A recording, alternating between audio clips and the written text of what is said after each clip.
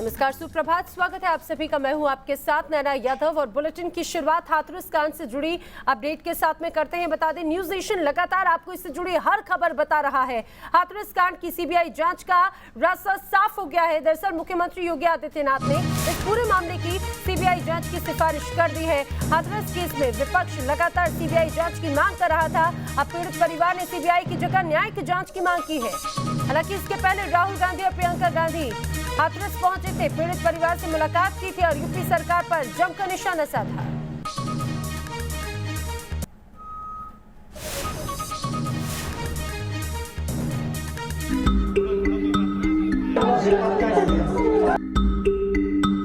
हाथरस कांड में सियासत का सफर जारी है। यूपी में लगभग शून्य हो चुकी कांग्रेस के लिए हाथरस केस अपनी सियासी जमीन को मजबूत करने का मौका बनकर आया है। लिहाजा राहुल और प्रियंका गांधी वाड्रा पीड़ित परिवार के प्रति संवेदना दिखाने के साथ सरकार पर निशाना साधने में भी लगे। इनकी रक्षा करना यूपी सरकार इनको धमकाकर इनसे कागज साइन करवाएंगे। 2 दिन पहले ही हाथरस जाने से रोके गए राहुल गांधी और प्रियंका गांधी वाड्रा शनिवार को एक बार फिर पूरे लाव लश्कर के साथ हाथरस के लिए निकले। कांग्रेस का काफिला नोएडा बॉर्डर पहुंचा तो पुलिस ने आगे जाने से रोक दिया। फिर वहां जमकर नारे लगे, जाम लगा और अंत में राहुल प्रियंका समेत 5 लोगों को हाथरस जाने की इजाजत मिल गई। लेकिन उत्साहित कांग्रेसियों का हुजूम अपने नेता के साथ जाना चाहता था तो पुलिस ने पहले चेतावनी दी, फिर दनादन लाठी भी बरसाई। हाथरस पहुंचने के बाद राहुल गांधी और प्रियंका गांधी वाड्रा ने पीड़ित परिवार से मुलाकात की। प्रियंका ने बिलख रही पीड़ित मां को गले से लगाया, फिर सरकार पर जमकर निशाना साधा। उनको इतना प्रताड़ित किया है तो सबसे पहले तो मैं समझ नहीं सकती कि सरकार ऐसा क्यों कर रही है, क्योंकि सरकार का कर्तव्य ये है कि उनको पूरी तरह से सपोर्ट करे। उसके बाद भी अगर हम उन्हें सपोर्ट नहीं कर सकते, उन्हें न्याय नहीं दिला सकते, तो किस काम की है सरकार। प्रियंका गांधी के साथ कांग्रेस के पूर्व अध्यक्ष राहुल गांधी भी गरजे और सरकार पर पीड़ित परिवार को धमकाने का आरोप लगाया। इनसे कागज साइन करवाएंगे। योगी जी को समझने चाहिए, कागज साइन करवाना चाहते हैं। आप मुझे साइड नहीं रहे, चारों तरफ पीछे कोई कोई शक्ति इनकी आवाज को नहीं दबा सकती। योगी आदित्यनाथ और बीजेपी के सब कार्यकर्ताओं को समझना पड़ेगा। हिंदुस्तान की हर नारी की आवाज है। विपक्ष के हमलावर तेवर के बीच मुख्यमंत्री योगी आदित्यनाथ ने हाथरस केस की सीबीआई जांच कराने का ऐलान किया। मुख्यमंत्री ने अपने ट्विटर हैंडल पर ट्वीट कर इसकी जानकारी दी। उन्होंने लिखा कि हाथरस की दुर्भाग्यपूर्ण घटना और जुड़े सभी बिंदुओं की गहन पड़ताल के उद्देश्य से यूपी सरकार इस प्रकरण की विवेचना केंद्रीय अन्वेषण ब्यूरो यानी सीबीआई के माध्यम से कराने की संस्तुति कर रही है। इस घटना के लिए जिम्मेदार सभी लोगों को कठोरतम सजा दिलाने के लिए हम संकल्पबद्ध हैं। हालांकि पीड़ित परिवार का कहना है कि उन्होंने सीबीआई जांच की कभी मांग नहीं की थी और वो इस मामले में सुप्रीम कोर्ट के जज की अगुवाई वाली न्यायिक जांच चाहते हैं। हमें बोलना कि अब सीबीआई की अभी हमें ज़रूरत नहीं है, क्योंकि अब जब एसआईटी की टीम चल रही है और वो भी पता नहीं क्या करेगी और सीबीआई पता नहीं क्या करेगी। हम सीधे सुप्रीम कोर्ट से ही जज लेके उनको बोलेंगे। पीड़ित परिवार का ये भी कहना है कि जब तक सभी आरोपियों को मौत की सजा नहीं मिल जाती तब तक वो अपनी बहन की अस्थियों का विसर्जन नहीं करेंगे। तो जब तक उन्हें दोषियों को फांसी नहीं हो जाएगी, जब तक हम उन्हें न्याय नहीं मिलेगा, हम उस बॉडी को विसर्जन नहीं कर, वो अस्थियों विसर्जन। इसके पहले दिन में पीड़ित परिवार से मिलने हाथरस पहुंचे सूबे के अपर मुख्य सचिव गृह अवनीश अवस्थी ने कहा कि दोषियों के खिलाफ कड़ी कार्रवाई की जाएगी और उन्हें बख्शा नहीं जाएगा।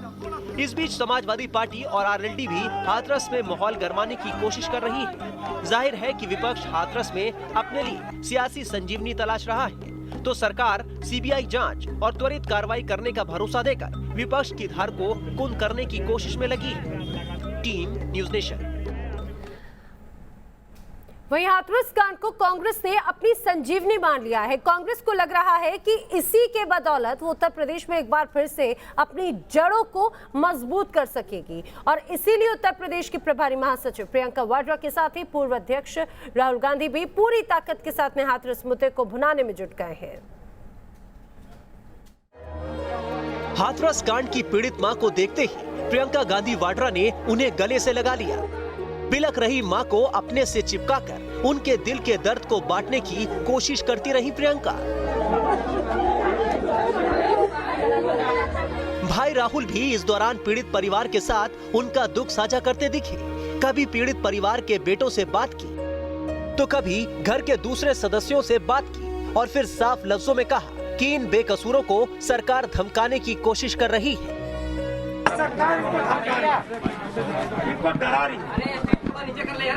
इन्होंने कोई गलती नहीं की है यार, प्लीज धक्का मत अपराधी कोई मारो और यार। है।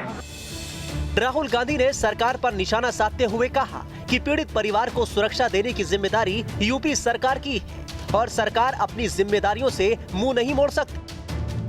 We are telling the government that it is the government of UP's responsibility to protect this family. इनकी रक्षा करना यूपी सरकार की जिम्मेदारी है। कांग्रेस में यूपी की प्रभारी महासचिव प्रियंका गांधी वाड्रा ने भी सख्त लहजे में सरकार पर पीड़ित परिवार को प्रताड़ित करने का आरोप लगाया। वैसे ही आवाज नहीं आई। आप बीच में थोड़ा सा जगह दे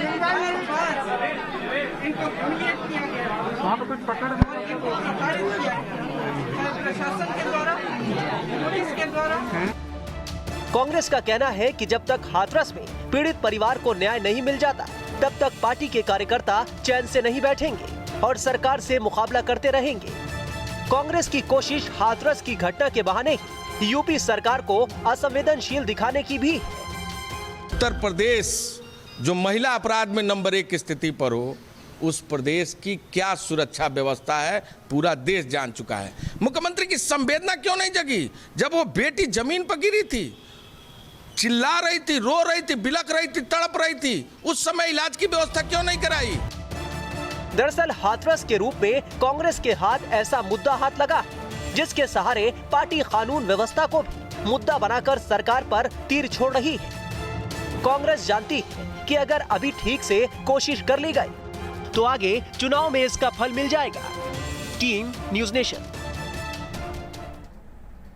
हाथरस कांड की सीबीआई जांच की सिफारिश की जा चुकी है, लेकिन इसी बीच भूलगढ़ी गांव के एक व्यक्ति ने, ओंकार सिंह ने दावा किया कि इस पूरे मामले में युवती के परिवार वालों ने आरोपियों को गलत तरीके से फंसाया है और युवती की जान उसके घर वालों ने ही ली है। उसका दावा है कि वो इस पूरे मामले का चश्मदीद है। जिस समय लड़की उस खेत में तड़प रही थी, भाई उसके मार पीट करके और माँ वहीं पर और घास लेके माँ पे गया और लव कुछ की माँ आई। लड़की को किसने पीटा? माँ ने और भाई ने मारा। किसने मारा? माँ भाई ने मारा था उसको। लेकिन वहाँ तो माँ तो अब कह रही है कि उन लड़कों ने मारा है। लड़का नहीं, वहाँ पे लड़का बताओ झूठ है। और 4 बच्चों के लिए मैं सूली पर चढ़ने के लिए तैयार हूँ। आपका कहना है वो निर्दोष फंसाए गए, तो फिर लड़की कैसे मर गई? लड़की मारी है माँ ने, भाई ने उसको। क्यों मार दी? उसने इनका पहले कुछ थोड़ा सा प्रेम था संदीप का, उसका था प्रेम। हाँ, पर उस दिन संदीप भी नहीं था उस दिन। यूपी में बीजेपी विधायक सुरेंद्र सिंह ने एक बार फिर से विवादित बयान दे दिया है। उन्होंने हाथरस गैंगरेप पीड़िता और उसके परिवार के संस्कारों पर ही सवाल उठा दिए हैं। विधायक की दलील है कि दुनिया की हर बेटी को अपने संस्कार में रहना चाहिए। जरा आप भी सुनिए।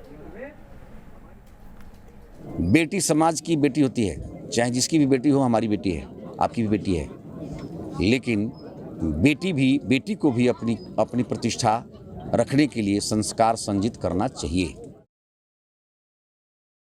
सुना आपने, ये विधायक महोदय हैं और जिस तरह का ये पूरा मामला सामने आया, बीजेपी विधायक है सुरेंद्र सिंह, ये इस समय बेटी के संस्कारों की दुहाई दे रहे हैं, बेटियों को संस्कार याद दिला रहे हैं। हाथरस गैंगरेप मामले को लेकर दरअसल ये बात कह रहे थे और इस दौरान ये बोलते बोलते बेटियों के संस्कारों पर आ गए। उनका कहना है कि बेटी को संस्कार जरूरी है।